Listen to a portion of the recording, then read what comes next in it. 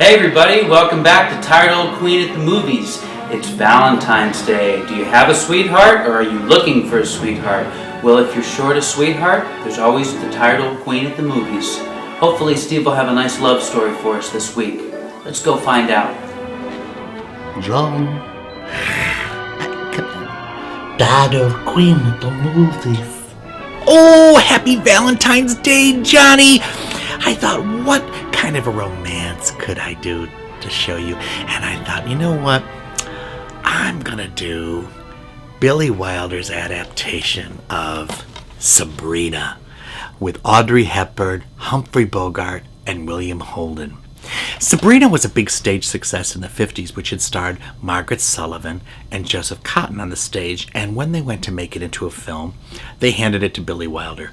Billy had just come off doing a movie called Ace in the Hole that hadn't really gone very well, and he needed to get back into something light and frothy, and this seemed to fill the bill.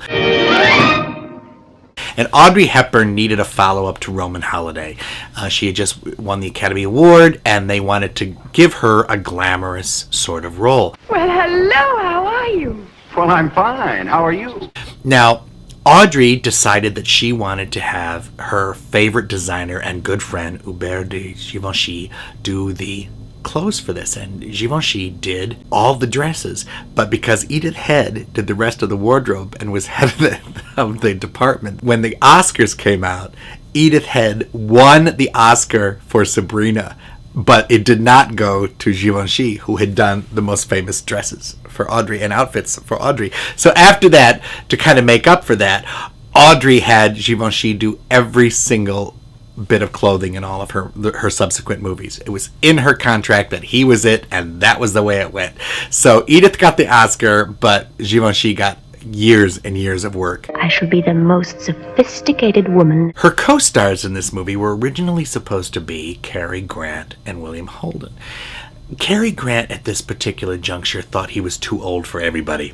He took one look at Audrey Hepburn and said, "Oh, I'm not going to act opposite her. I'll look like her grandfather." So he backed out at the last minute. And they cast Humphrey Bogart.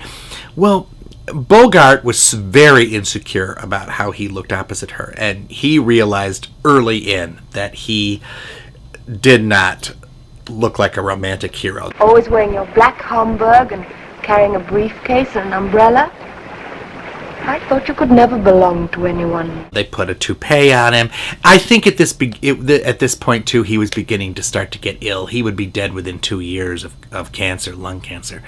And he was feeling irritable and frail, and he did not like Audrey Hepburn. He thought she was spoiled, and he thought too much was being made out of her, and she hadn't proved herself yet. You don't object?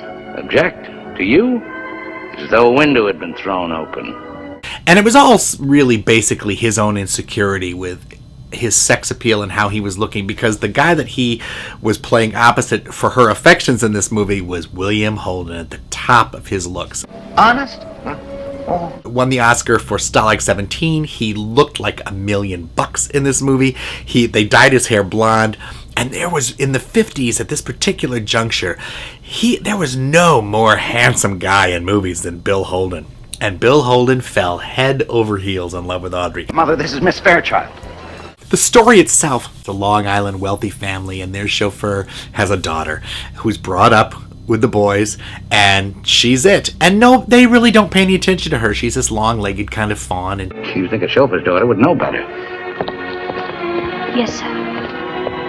Audrey's father in this movie is played by a wonderful character actor named John Williams, and he's the chauffeur, and he decides that he sees that she's been in love with William Holden's character for a long time, and he wants to get her out of Dodge.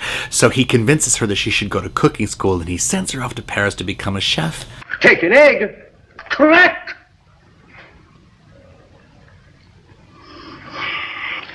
Touriste. And she comes back as the queen of high fashion, and she's gotten a lot of style, and she's a brand new girl, and everybody sees it. Sabrina?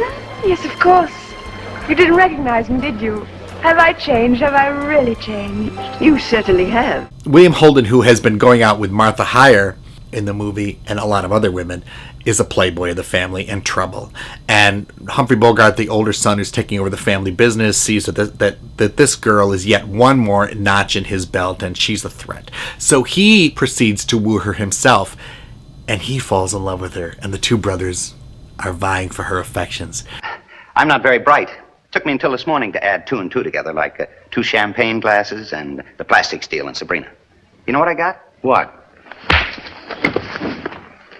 And Audrey is just absolutely beguiling in this. This movie is, as a lot of her early films were, is like a glass of champagne. You watch it, it's got terrific sets and costumes and glamour, and these people are just absolutely gorgeous. And even though Bogart sort of plays the part, he does it as a character part. He comes off, because of her, he comes off soft, and he comes off kind of enchanting in this. And it has that Wilder touch. There's this innate sophistication that Wilder had, and he brought it to all his movies, especially the ones like this that were about affairs of the heart. It is late at night, and someone across the way is playing La Vie en Rose. It is the French way of saying, I am looking at the world through rose-colored glasses. And that love isn't always what it's supposed to be, but if you hang it tight, you'll be surprised. Audrey Hepburn, Humphrey Bogart, William Holden, and Billy Wilder's frothy comedy of love, Sabrina. Happy Valentine's Day. Let's all go to the lobby. Hello? Hello? He's like a Lily Tomlin. Ourselves a treat. Delicious things to eat. The popcorn can't be beat.